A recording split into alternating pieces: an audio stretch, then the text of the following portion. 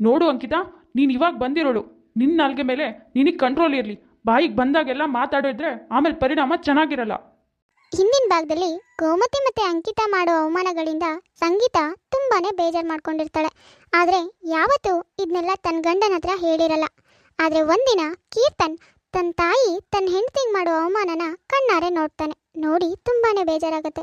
ಹಾಗಾಗಿ ಕೀರ್ತನ್ ತನ್ನ ಹೆಂಡತಿನ ಕರ್ಕೊಂಡು ಮನೆ ಬಿಟ್ಟು ಹೋಗ್ತಾನೆ. ಮನೆ ಬಿಟ್ಟು ಹೋಗಿರೋ ಮಗ ಸೊಸೆ ಮನೆಗೆ ವಾಪಸ್ ಬರ್ತಾರ. ಗೋಮತಿಗೆ ತನ್ನ ತಪ್ಪಿನ ಅರಿವಾಗುತ್ತಾ ಅನ್ನೋದನ್ನ ಇವತ್ತಿನ ಎಪಿಸೋಡಲ್ಲಿ ನೋಡೋಣ. ಸಂಗೀತ ಮನೆ ಬಿಟ್ಟು ಹೋಗಿ ಸ್ವಲ್ಪ ದಿನಗಳಾಗಿರತ್ತೆ. ಅಮ್ಮ ಅಂಕಿತಾ, ದಿನಾಲು ಮನೆಗೆಲ್ಲ ಕೆಲಸ ಮಾಡಿ ಮಾಡಿ ಸಾಕಾಗಿ ಹೋಗಿದೆ. ಇವತ್ತು ಒಂದಿನ ಎಲ್ಲ ಕೆಲಸ ನೀನೇ ಮಾಡಮ್ಮ, ನನಗೆ ಸೊಂಟ ಎಲ್ಲ ನೋಯ್ತಾ ಇದೆ. ಏನು, ಮನೆ ಕೆಲಸನ ನಾನು ಮಾಡಬೇಕಾ? ನೋಡಿ ಅತ್ತೆ, ನನಗಂತೂ ಯಾವ ಕೆಲಸನೂ ಮಾಡೋಕ್ಕಾಗಲ್ಲ. ಅಷ್ಟಕ್ಕೂ ನಿನ್ನೆ ತಾನೇ ಮೆನಿಕ್ಯೂರು ಪೆಡಿಕ್ಯೂರ್ ಅಂತೆಲ್ಲ ಮಾಡಿಸ್ಕೊಂಡು ಬಂದಿದ್ದೀನಿ. ನೀವು ನೋಡಿದ್ರೆ ಮನೆ ಎಲ್ಲ ಕೆಲಸನೂ ಮಾಡು ಅಂತಿದ್ದೀರಲ್ಲ.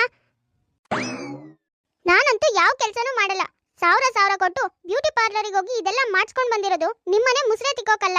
ನೋಡಿ ಅತ್ತೆ, ಬೇಕಾದ್ರೆ ಮನೆ ಕೆಲಸದವ್ರನ್ನ ಇಟ್ಕೊಳ್ಳಿ, ನಾನು ಮಾತ್ರ ನಿಮಗೆ ಒಂದು ಕೆಲಸನೂ ಮಾಡ್ಕೊಡಲ್ಲ ಅಷ್ಟೇ. ಅಯ್ಯೋ, ಇದೇನಮ್ಮ ಹೀಗೆ ಹೇಳ್ತಾ ಇದೆಯಾ? ಮನೆ ಕೆಲಸದವ್ರನ್ನೆಲ್ಲ ಇಟ್ಕೊಂಡ್ರೆ ಅವರಿಗೂ ಮತ್ತೆ ಸಂಬಳ ಕೊಡಬೇಕಾಗುತ್ತೆ. ನಾವಿಬ್ರು ಇದ್ದಂತೆ ಅವರೆಲ್ಲ ಯಾಕೆ ಹೇಳು? ಓ, ನಿಮ್ಮ ಪ್ರಕಾರ ನಾನೇ ಈ ಮನೆಗೆ ಮುಸ್ರೆ ತಿಕ್ಕೋಕೆ ಬಂದಿದ್ದೀನಿ ಅನ್ಕೊಂಡಿದ್ದೀರಾ? ಬೇಕಾದ್ರೆ ಮನೆ ಎಲ್ಲ ಕೆಲಸನೂ ನೀವೇ ಮಾಡಿ, ಆದ್ರೆ ನಾನು ಮಾತ್ರ ಯಾವ ಕೆಲಸನೂ ಮಾಡಲ್ಲ. ಇವಾಗಲೇ ಹೇಳ್ಬಿಟ್ಟಿದ್ದೀನಿ. ಛೇ, ಹಾಳದವಳು.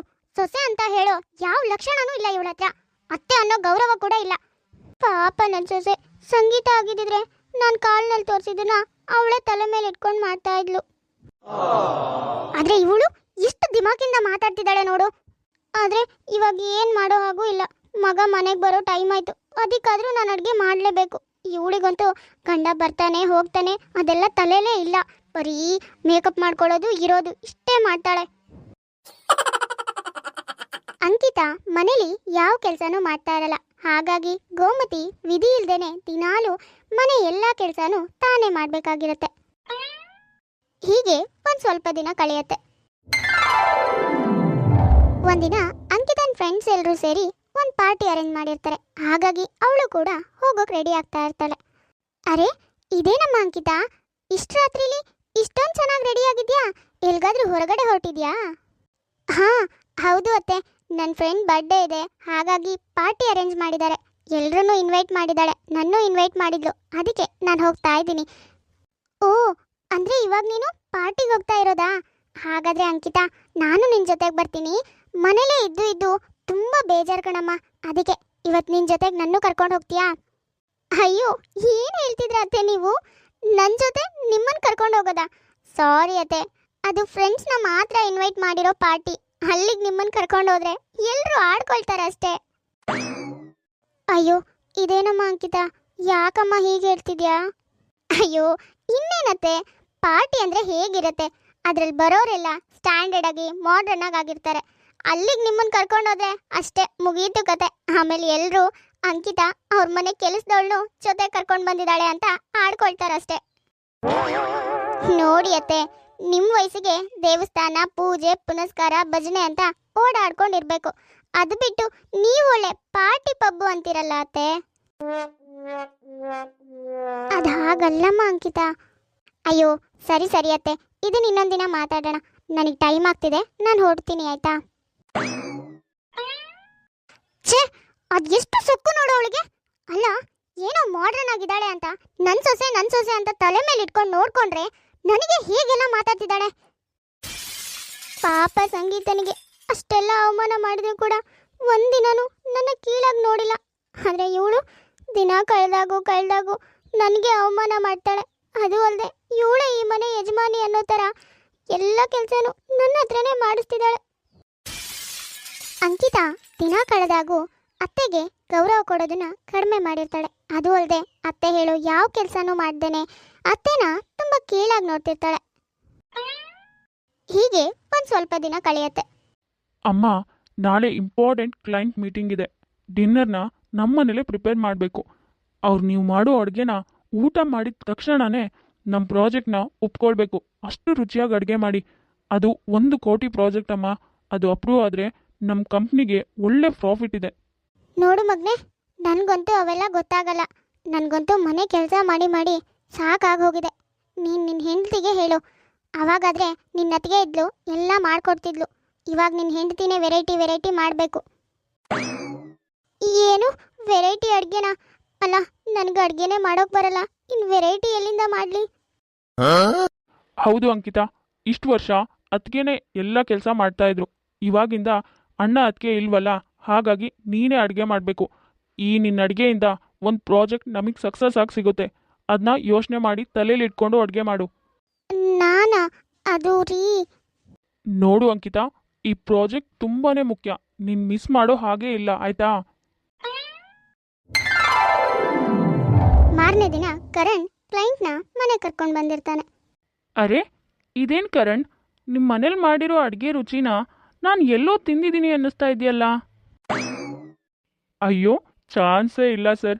ನನ್ನ ಹೆಂಡತಿ ಅವಳ ಕೈಯಾರೆ ಅಡುಗೆ ಮಾಡಿರೋದಿದು. ಇಲ್ಲ ಕರಣ್, ನನಗಿದೇ ರುಚಿ ತುಂಬ ಪರಿಚಯ ಇದೆ ಅನ್ನಿಸ್ತಾ ಇದೆ. ನಾನು ಎಲ್ಲೋ ತುಂಬ ತಿಂದಿದ್ದೀನಿ ಈ ರುಚಿನ. ಹಾಂ ಕರಣ್, ಇವಾಗ ನೆನಪಾಯ್ತು. ಆಹಾರ್ ದಿ ಫೇಮಸ್ ಹೋಟೆಲ್ನಲ್ಲಿ ಇದೇ ರುಚಿ ಇರೋದು. ಇದು ಅಲ್ಲಿಂದನೇ ತರಿಸಿರೋ ಅಡುಗೆ. ವಾಟ್? ಹೋಟೆಲ್ ಅಡುಗೆನಾ? ನೋ ಸರ್, ಇಲ್ಲೇನೋ ಮಿಸ್ಅಂಡರ್ಸ್ಟ್ಯಾಂಡಿಂಗ್ ಆಗಿದೆ. ಇದು ನನ್ನ ಹೆಂಡತಿ ಮಾಡಿರೋ ಅಡುಗೆನೇ. ಮೇಡಮ್, ಆಹಾರ್ ಹೋಟೆಲಿಂದ ಬಂದಿದ್ದೀವಿ. ಫುಡ್ ಆರ್ಡರ್ ಮಾಡಿದ್ರಲ್ಲ, ಮೊಸರು ಬಜ್ಜಿ ಮಿಸ್ ಆಗಿ ಹೋಟೆಲಲ್ಲೇ ಉಳ್ಕೊಂಡಿತ್ತು, ಹಾಗಾಗಿ ತೊಗೊಂಡು ಬಂದಿದ್ದೀವಿ, ತಗೊಳ್ಳಿ. ನೋಡಿದ್ರಾ, ಇವಾಗ ಗೊತ್ತಾಯ್ತಾ? ನಾನು ಕರೆಕ್ಟಾಗಿ ಹೇಳಿದ್ದೀನಿ. ಅದು ಎಷ್ಟೋ ಮೀಟಿಂಗ್ನ ನಾವು ಅದೇ ಹೋಟೆಲ್ನಲ್ಲಿ ಅಟೆಂಡ್ ಮಾಡಿದ್ದೀವಿ. ಹೋದಾಗೆಲ್ಲ ಅಲ್ಲಿನ ರುಚಿ ತಿಂದು ನಮಗೆ ಕರೆಕ್ಟಾಗಿ ಗೊತ್ತಿದೆ. ಆದರೆ ನಿಮ್ಮ ಹೆಂಡತಿ ಇವತ್ತು ಅಲ್ಲಿಂದನೇ ತರಿಸ್ಬಿಟ್ಟು ನಾನೇ ಅಡುಗೆ ಮಾಡಿದ್ದು ಅಂತ ಸುಳ್ಳು ಬೇರೆ ಹೇಳ್ತಿದ್ದಾರೆ. ನೋಡಿ ಕರಣ್, ನಿಮ್ಮ ಕಂಪ್ನಿ ಮೇಲೆ ಒಂದು ಒಳ್ಳೆ ನಂಬಿಕೆ ಇತ್ತು. ಆದರೆ ನೀವು ಈ ಊಟದ ವಿಷಯದಲ್ಲೇ ಇಷ್ಟೊಂದು ಮೋಸ ಮಾಡ್ತಿದ್ದೀರಾ, ಸುಳ್ಳು ಹೇಳ್ತಿದ್ದೀರಾ ಅಂದರೆ ನಾವು ಬಿಸ್ನೆಸ್ನ ನಿಮ್ಮ ಹತ್ರ ಮಾಡಿದ್ರೆ ಇನ್ನೆಷ್ಟು ಸುಳ್ಳು ಹೇಳ್ತೀರಾ? ನಮಗೆ ನಿಮ್ಮ ಜೊತೆಗೆ ಸೇರಿ ಕೆಲಸ ಮಾಡೋದು ಮುಂದುವರ್ಸೋದು ಇಷ್ಟ ಇಲ್ಲ. ಇವತ್ತಿಗೆ ಮುಗೀತು, ಗುಡ್ ಬಾಯ್. ಅಂಕಿತಾ, ನೀನು ಅಡುಗೆ ಮಾಡು ಅಂತ ಹೇಳಿದ್ದೆ ತಾನೆ? ಆದರೆ ನೀನೇನು ಹೋಟೆಲಿಂದ ಊಟ ತರಿಸಿ? ಛೇ, ನಿನ್ನಿಂದ 1 crore ಪ್ರಾಜೆಕ್ಟು ಕೈ ತಪ್ಪೋಯ್ತು. ಅದಕ್ಕೆ ಇದ್ದಿದ್ರೆ ಹೀಗೆಲ್ಲ ಆಗ್ತಾನೇ ಇರಲಿಲ್ಲ. ಲೇ ಅಂಕಿತಾ, ನಿನ್ಗಷ್ಟು ಗೊತ್ತಾಗಲ್ವೇನೆ? ಅಡ್ಗೆ ಬರಲ್ಲ ಅಂದ್ರೆ ಬರಲ್ಲ ಅನ್ಬೇಕು. ಅದು ಬಿಟ್ಟು ಹೋಟೆಲಿಂದ ಯಾಕೆ ತರಿಸ್ದೆ? ಅದು ಅತ್ತೆ. ಕರಣ್, ನಿನ್ ಹೆಂಡತಿಗೆ ಮುಖಕ್ಕೆ ಮೆತ್ಕೊಳ್ಳೋದು, ಪೌಡರ್ ಹಚ್ಕೊಳ್ಳೋದು, ಓಡಾಡೋದು, ಇದು ಬಿಟ್ರೆ ತಿನ್ನೋದು, ಅದು ಮಾತ್ರ ಗೊತ್ತಿರೋದು. ಮತ್ತೇನು ಗೊತ್ತಿಲ್ಲ ಇವಳಿಗೆ. ನಾಳೆಯಿಂದ ಇವಳನ್ನ ಆಫೀಸಿಗೆ ಕರ್ಕೊಂಡು ಹೋಗು. ಮನೇಲಿ ಕೂತ್ ತಿಂದು ತಿಂದು ಸೊಕ್ಕಿದಾಳೆ ಇವಳು. ಕಷ್ಟಪಟ್ಟು ದುಡಿದ್ರೆ ಗೊತ್ತಾಗತ್ತೆ ಕಷ್ಟದ ಬೆಲೆ ಏನು ಅಂತ. ದಿನಾಲು ಅಂಕಿತಾ ಹೀಗೆ ಏನಾದ್ರೂ ಒಂದು ಎಡವಟ್ಟು ಮಾಡ್ತಾನೆ ಇರ್ತಾಳೆ. ಮನೇಲಿ ಯಾವುದೇ ಕೆಲಸನೂ ಮಾಡ್ತಾ ಇರಲ್ಲ. ಇದನ್ನೆಲ್ಲ ನೋಡಿ ಕೋಮತಿಗೆ ತುಂಬಾನೇ ಕೋಪ ಬರುತ್ತೆ. ಹಾಗಾಗಿ ಡೈಲಿ ಆಫೀಸಿಗೆ ಕರ್ಕೊಂಡು ಹೋಗೋಕೆ ಹೇಳ್ತಾಳೆ. ಅಂಕಿತಾ ಕೂಡ ಅತ್ತೆ ಹೇಳ್ದಾಗೆ ಆಫೀಸಿಗೆ ಹೋಗೋಕೆ ಒಪ್ಕೋತಾಳೆ. ಹೀಗೆ ಒಂದು ಸ್ವಲ್ಪ ದಿನ ಕಳೆಯುತ್ತೆ. ಒಂದಿನ ಬೆಳಗ್ಗೆ ಕರಣ್ ಹೆಂಡತಿ ಜೊತೆಗೆ ಜೋರಾಗಿ ಜಗಳ ಮಾಡ್ತಾ ಇರ್ತಾನೆ. ಏನಾಯ್ತು ಕರಣ್? ಯಾಕೋ ಇಷ್ಟು ಜೋರಾಗಿ ಬೈತಾ ಇದೀಯಾ ಅವಳಿಗೆ? ಏನಾಯ್ತು? ಏನು ಅಂತ ಹೇಳಿ ಅಮ್ಮ, ಇವಳಿಂದ ಆಫೀಸ್ನಲ್ಲಿ ನನಗೆ ನೆಮ್ಮದಿನೇ ಇಲ್ದಿದ್ದಂಗಾಗಿದೆ. ನಿನ್ನೆ ಒಂದು ಒಳ್ಳೆ ಪ್ರಾಜೆಕ್ಟ್ ಅಪ್ರೂವ್ ಮಾಡಬೇಕಿತ್ತು. ಆದರೆ ಇವಳು ಬಾಯಿಗೆ ಬಂದಾಗೆಲ್ಲ ಮಾತಾಡಿ ಕ್ಲೈಂಟ್ ಕೋಪ ಮಾಡಿಕೊಂಡು ನಮ್ಮ ಕಂಪ್ನಿನಲ್ಲಿರೋ ಶೇರ್ ಕೂಡ ರಿಟರ್ನ್ ತಗೊಂಡಿದ್ದಾರೆ. ಇದರಿಂದ ನಮ್ಮ ಕಂಪ್ನಿನೇ ಕ್ಲೋಸ್ ಮಾಡೋ ಪರಿಸ್ಥಿತಿಗೆ ಬಂದಿದೆ ಇವಾಗ. ಅಯ್ಯೋ ದೇವ್ರೇ, ಇದೇನೋ ಹೇಳ್ತಿದ್ಯಾ? ಲೇ ಅಂಕಿತಾ, ನಿನ್ಗಷ್ಟು ಬುದ್ಧಿ ಇಲ್ವೇನೆ? ಛೇ, ನಿನ್ಗಿಂತ ಸಂಗೀತಾನೇ ಎಷ್ಟೋ ಬೆಟರ್ ಕಣೆ. ಮನೆ ನಿಭಾಯಿಸೋದು ಗೊತ್ತಿತ್ತು, ಆಫೀಸ್ ಕೆಲಸದ ಬಗ್ಗೆನೂ ಗೊತ್ತಿತ್ತು. ಆದ್ರೆ ಅವಳು ಆಫೀಸಿಗೆ ಹೋಗ್ತಿರ್ಲಿಲ್ಲ ಅಷ್ಟೇ. ಆದ್ರೆ ನೀನಂತೂ ಹೋದಲ್ಲೆಲ್ಲ ಏನಾದ್ರೂ ಒಂದು ಎಡವಟ್ಟು ಮಾಡ್ತಾನೆ ಇರ್ತೀಯಲ್ಲೇ. ಇವಾಗ ಕಂಪ್ನಿನೇ ಕ್ಲೋಸ್ ಮಾಡೋ ಪರಿಸ್ಥಿತಿಗೆ ತಂದಿಟ್ಟಿದ್ಯಲ್ಲ. ಛೇ, ಎಂತ ಸೊಸೆ ಹತ್ರ ನಾನು ಎಷ್ಟೊಂದು ಕಠೋರವಾಗಿ ನಡ್ಕೊಂಡೆ. ಇವಾಗ ಏನ್ ಮಾಡೋದು? ಹೌದಮ್ಮ, ಅಣ್ಣ ಅದಕ್ಕೆ ಇದ್ದಿದ್ರೆ ನಮ್ಮ ಕಂಪ್ನಿ ಈ ಥರ ಆಗ್ತಾನೇ ಇರಲಿಲ್ಲ. ಇವಾಗ ಹೇಗಾದರೂ ಮಾಡಿ ಇದನ್ನೆಲ್ಲ ಸರಿ ಮಾಡಬೇಕು. ಅದಕ್ಕೆ ಅಣ್ಣ ಅದಕ್ಕೆ ವಿಷಯ ಹೇಳಿದ್ದೀನಿ. ಅವರು ಬರ್ತೀನಿ ಅಂದಿದ್ದಾರೆ. ಅದಕ್ಕೆ ಆಫೀಸಿಗೆ ಬರದೇ ಇದ್ರು, ತುಂಬ ಸಿಂಪಲ್ ಆಗಿದ್ರು, ಅವ್ರಿಗೆ ಸ್ವಲ್ಪ ನಾಲೆಡ್ಜ್ ಇತ್ತು, ಅದನ್ನೆಲ್ಲ ತಿಳ್ಕೊಂಡಿದ್ರು ಅವರು. ನಾನು ಏನೇ ತಪ್ಪು ಮಾಡಿದ್ರು ಅವರೇ ಹೇಳ್ತಾ ಇದ್ರು, ಹೀಗೆ ಮಾಡಿದ್ರೆ ಹೀಗಾಗುತ್ತೆ ಅಂತ. ಆದರೆ ನನ್ನ ಹೆಂಡತಿಯಿಂದ ಇವತ್ತು ಎಲ್ಲ ತಲೆ ಕೆಳಗಾಗೋಯ್ತು. ಅಣ್ಣ ಅದಕ್ಕೆ ಬಗ್ಗೆ, ಈ ಆಫೀಸ್ ಬಗ್ಗೆ ಎಲ್ಲ ಮಾತಾಡೋ ಅಷ್ಟರಲ್ಲೇ ಕೀರ್ತನ್ ಮತ್ತೆ ಸಂಗೀತ ಇಬ್ರು ಮನೆಗೆ ಬರ್ತಾರೆ. ಸಂಗೀತ ನೋಡೋಕೆ ಸಿಂಪಲ್ ಆಗಿದ್ರು ಅವಳಿಗೆ ನಾಲೆಡ್ಜ್ ತುಂಬಾನೇ ಇರುತ್ತೆ.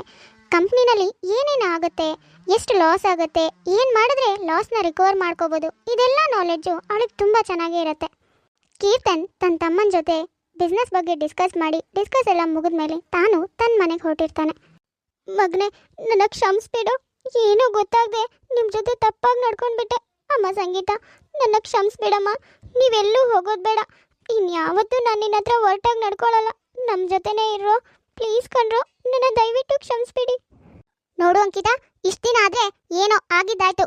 ಇನ್ಮೇಲಿಂದ ಸಂಗೀತನ ಹತ್ರ ನೀ ಎಲ್ಲ ಕೆಲಸನೂ ಕಲ್ತ್ಕೋಬೇಕು. ಇನ್ಮೇಲಿಂದ ನನಗೆ ಅವಳು ಹೆಚ್ಚು ಅಲ್ಲ, ನೀನು ಕಡಿಮೆನೂ ಅಲ್ಲ. ನೀನು ಹೆಚ್ಚು ಅಲ್ಲ, ಅವಳು ಕಡಿಮೆನೂ ಅಲ್ಲ, ತಿಳ್ಕೊ. ಇದಾದ್ಮೇಲಿಂದ ಗೋಮತಿ ತನ್ನಿಬ್ರು ಸೊಸೆನೂ ಒಂದೇ ರೀತಿಯಲ್ಲಿ ನೋಡ್ಕೋತಾ ಇರ್ತಾಳೆ. ನೋಡಿದ್ರಲ್ಲ ವೀಕ್ಷಕರೇ, ಇವತ್ತಿನ ನಮ್ಮ ವಿಡಿಯೋ ಸ್ವಲ್ಪನಾದರೂ ಇಷ್ಟ ಆಗಿದ್ರೆ ಪ್ಲೀಸ್ ನಮ್ಮ ಚಾನಲ್ನ ಸಬ್ಸ್ಕ್ರೈಬ್ ಮಾಡ್ಕೊಳ್ಳಿ, ಲೈಕ್ ಮಾಡಿ, ಶೇರ್ ಮಾಡಿ, ಹಾಗೆ ಕಮೆಂಟ್ ಮಾಡಿ. ತುಂಬ ಜನ ಹಾಗೆ ವೀಡಿಯೋಸ್ ನೋಡ್ತಾರೆ. ಯಾರ್ಯಾರು ಹಾಗೆ ವೀಡಿಯೋಸ್ ನೋಡ್ತಿದ್ರೆ ದಯವಿಟ್ಟು ಸಬ್ಸ್ಕ್ರೈಬ್ ಮಾಡ್ಕೊಳ್ಳಿ. ಸರಿ ವೀಕ್ಷಕರೇ, ನಾನಿನ್ನ ಹೊರಡ್ತೀನಿ. ನೆಕ್ಸ್ಟ್ ವಿಡಿಯೋದಲ್ಲಿ ಮತ್ತೆ ಸಿಗೋಣ.